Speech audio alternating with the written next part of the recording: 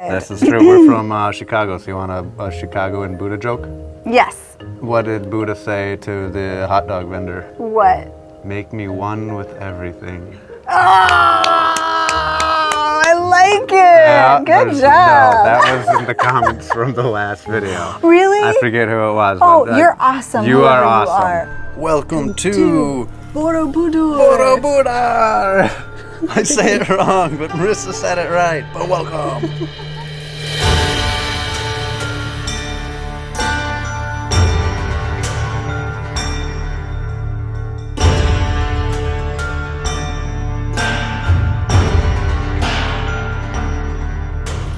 But it is really crazy to think that all of this was under heaps of volcanic ash and lost to the world for so long.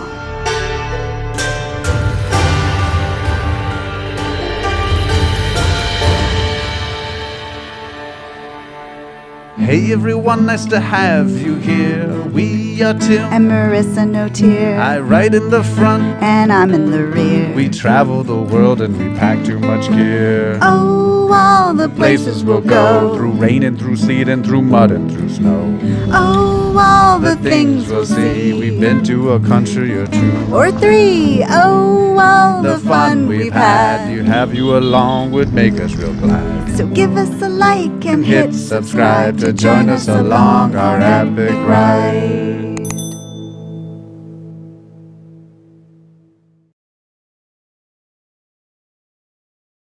Hey everyone, welcome back to another episode of Two Up and Overloaded. If you are just joining us for the first time, I'm Marissa No Tear, And I'm Timothy Jackson Notier. and we travel around the world on a motorcycle. We are currently in Java, Indonesia, traveling on a Bajaj Pulsar 220. Yep, the little engine that could. And it's taken us to some pretty amazing sites like this Yes. one that you see behind us. And in this episode, we're going to be talking all about one of the most incredible places we have ever been, This is and that true. is Borobudur.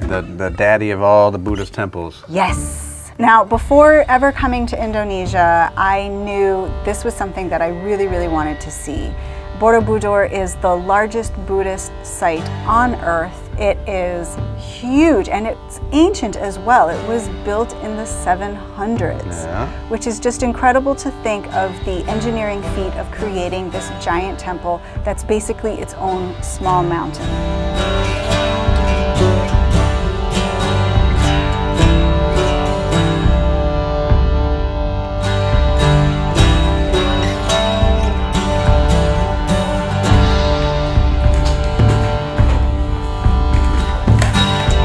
Good morning, everyone. Today we are finally going to Borobudur. Yesterday Borobudur was closed, so today we are going to be riding on the backs of our little scooter friends and heading off. I mean, it's not very far. It's 2 kilometers away, but heading off to see Borobudur. Finally, I've always wanted to see this site. It is the largest Buddhist site on earth. It looks amazing. I'm super excited. Looks like a clear, gorgeous day. Yay!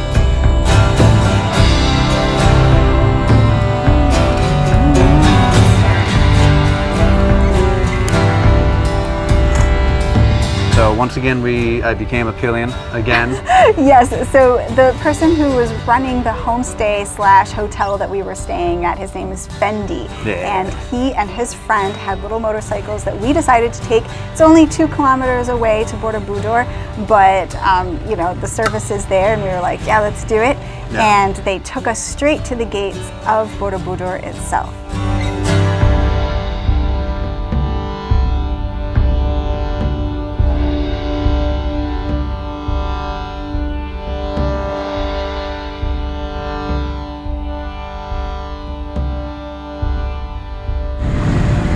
We made it! Here we are at the beautiful gates of Borobudur. And so we go in and we go to buy our tickets. It was a little bit more touristy than we had experienced.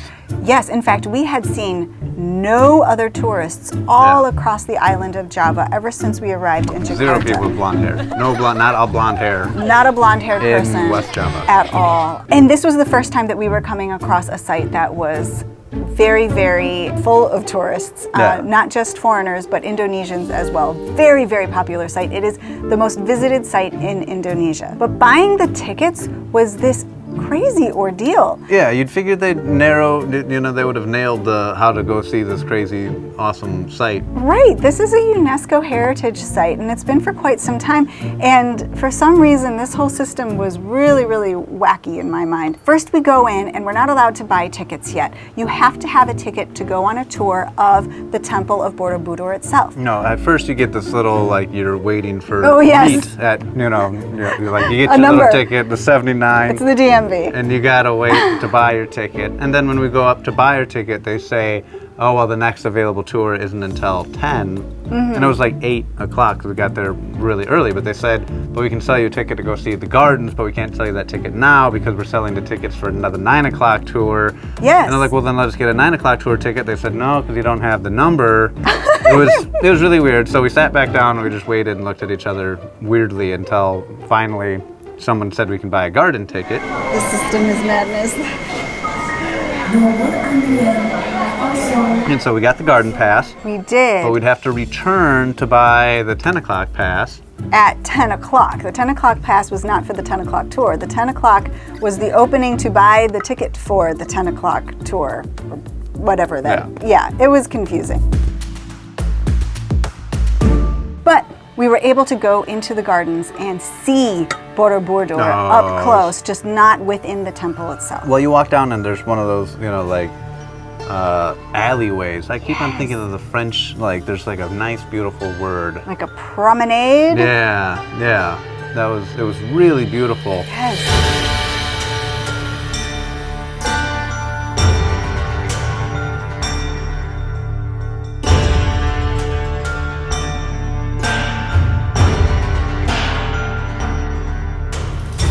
You see this huge structure on this huge hill.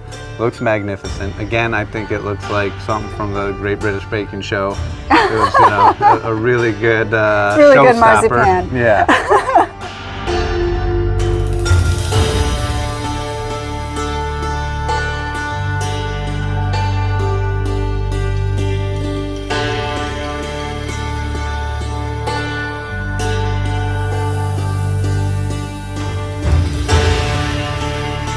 We walk up and then there's a stairwell that goes up. Hi, so we can go up these stairs, getting closer and closer to Borobudur.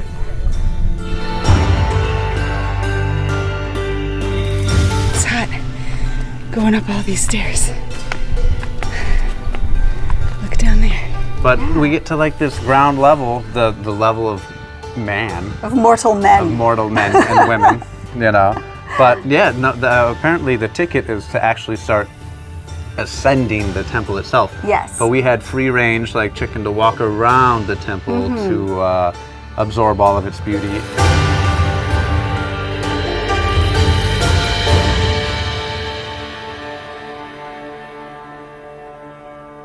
So one of the really cool things that we've noticed about this temple is the black color of the rocks. It's such a stark contrast to the brightness of the sky here and the greenery, the lushness of the plants. But this has got to be an igneous rock, something that's very volcanic. And there are volcanoes in this area. In fact, Borobudur was covered in volcanic ash for hundreds and hundreds of years before it was rediscovered. Another thing that I really appreciate about Borobudur is around the time that it was made, there was another temple, but a Hindu temple started by a Hindu kingdom that was being built not that far away, Prambanan, and that's where we're going to be headed tomorrow.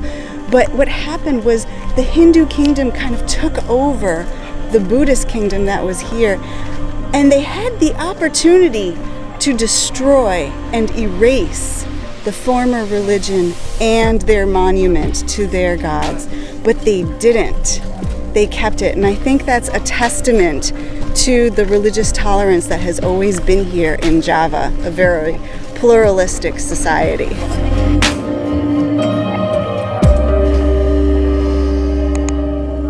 But we pretty quickly got bombarded with school children, which is really cool because this site We love the little children's. Yes, and this site is popular amongst tourists, but it's also extremely popular amongst Indonesians, which I love to see. My name is Nesa.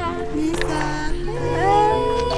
Yes, my name is Ica. Hello. Nice to meet you. And what town are you from? We from Tulungagung City. It's so nice to meet you. Nice to meet you too. Welcome to Indonesia. Inside the Wonderland.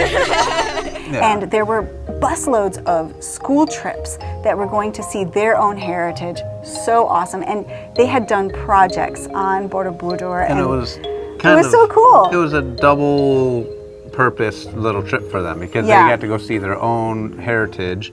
And plus, that's where a bunch of foreigners are, so they get to practice their English while telling English native speakers the history of their heritage. Borobudur temple was built at the beginning of 9th century by Shailendra King, 42 meters high. Yes. The first part of the lowest part is called Kamadatu.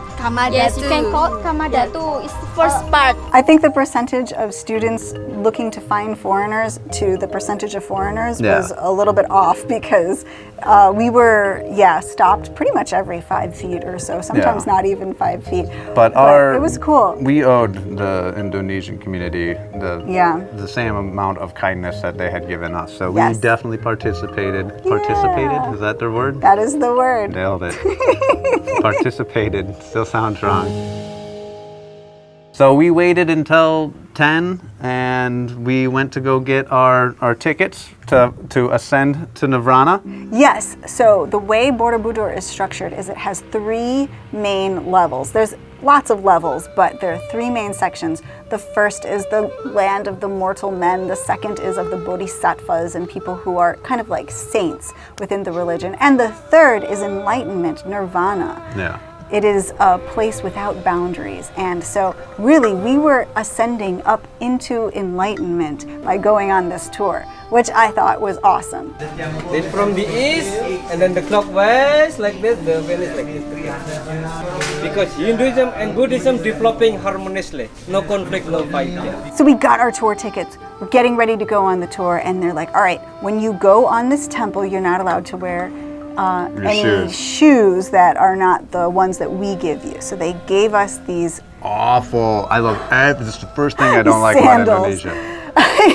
This is the first time I've been like, I don't know about this place. The sandals looked really cool. They're kind of like made of like they're free. bamboo They're like, reeds. you get them for free and you don't have to give them back. I'm like, how often do you go bowling? And they're like, here's free shoes. You know, it's like, this is great. And they had like a little coconut part on top. And then they had a little toe thing with a little like button on top. Yeah, in the between the coconut big toe button. and your middle toe. Yeah.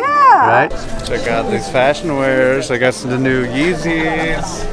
And but they're awful. 40 steps, and I'm like, these things are so awful. bad.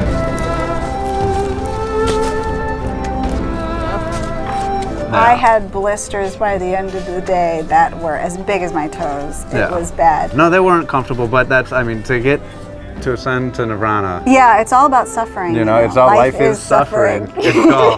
Good call.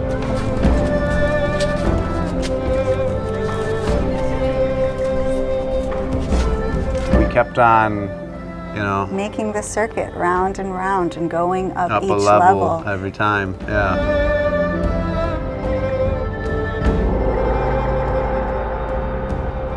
Now the reliefs along the outside of the temple tell different stories. Some of them are of the Buddha's life. He started out as Prince Siddhartha, a very wealthy prince, and eventually he got outside of the palace where he was protected in this bubble.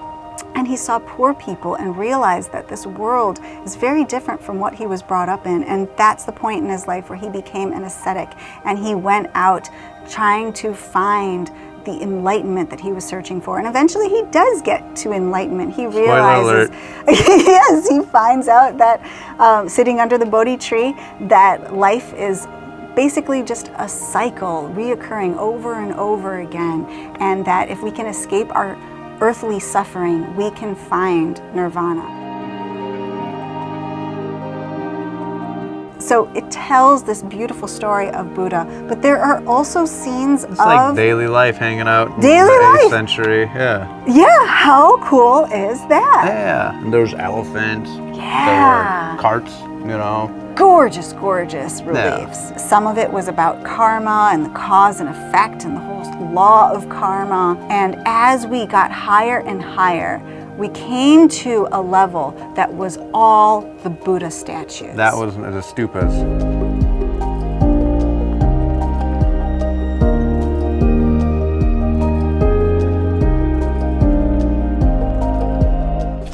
Stupa is total 32, 24, 16. 32 stupa divided by 8, get 4. 24 stupa divided by 8, get 3. 16 stupa on the top level divided by 8, get 2. 4, 3, 2, 1 is total 10 Borobudur 10 level. And there's 504 little Buddhas, big Buddhas, life-size Buddhas. There were, yes. Unfortunately, some have gone missing over the years. Some are in some jerk's little man cave. Probably. Like a lamp or something. A lot of them are missing heads. Yeah. The thing about Borobudur is that it was created in the 700s under the Sailendra dynasty, but then things changed as they do throughout time. The Hindus took over, they were rivaling kingdoms. Eventually, Islam becomes the predominant religion, and Borobudur is abandoned. And after a series of earthquakes and volcanic eruptions... There was like a Pompeii type thing of ash. Yes, it got completely covered in ash, and the jungle overtook Borobudur. It wasn't until the British and the Dutch were roaming around the island of Java that they rediscovered it and have been refurbishing it ever since. Now the Indonesian government and UNESCO are in charge of the reconstruction, and it is beautiful. But it is really crazy to think that all of this was under heaps of volcanic ash and lost to the world for so long. There's a couple of the Buddhas and the stupas where the stupas had not been arched over, the little bells. Yeah, so you can get some like pretty unique shots. So the Buddhas are within their own little bell-shaped encasements. And not all the Buddhas are the same. They're in different positions. Yeah, yes. In like 12 different yogi positions. In fact, they're all very different. Their facial features, the structure of the body. Well, they're not molds. No, all hand-carved, obviously. Every single one of these stupas has a Buddha inside. But interestingly enough, the largest stupa, the one at the very, very top, this huge one up there is no Buddha in it. In fact, it's completely empty, which I believe is a metaphor for Buddhism in and of itself, because once you find enlightenment, you find that emptiness within. I broke away from our little group. The silence and the beauty and the Buddhas is so much nicer than, you know, some picture clicks and some guy. I like the history behind everything, but I just like my own little surreal moment of being able to absorb, you know, and make up in my own mind what happened and who was there. And Marissa will tell me all the nerd facts later anyway. But I think that's what it's all about. It's all about the finding experience. Yourself. Yes.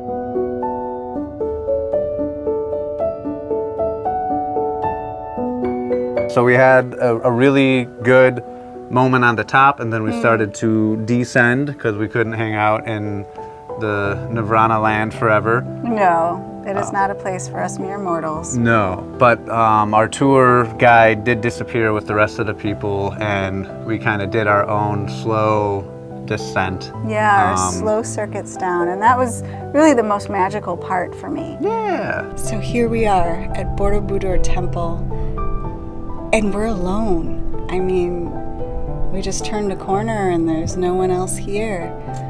And we're going clockwise, which is the way to go. But it's just been a really special moment, just kind of sitting here, drinking some water, soaking in the surroundings. It's just so peaceful. love it. Yeah. What a special moment. But the shoes. So, even though we had finished touring Borobudur, we were not done with the day yet. Yeah? That's right. Ah.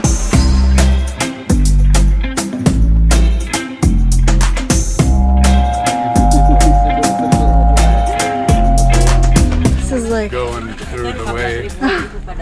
miles and miles of gift shops that you have to go through to get out of here.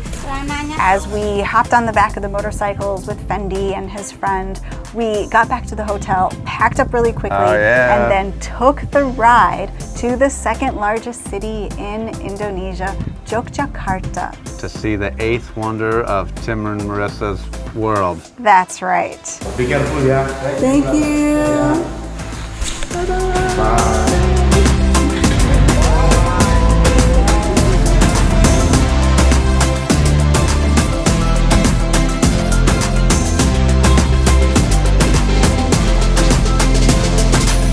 If Borobudur wasn't enough, we were going to go see another incredible temple and attraction here in Indonesia. I was technically the first person to enter the park.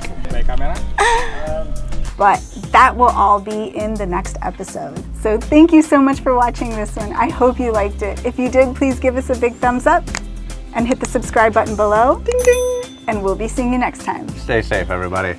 Bye! Peace. I purposely am ignorant. I'm ignorantly blissful. 'Cause, you know, So it's on purpose, huh? Yeah, sure. That's what I'm sticking with.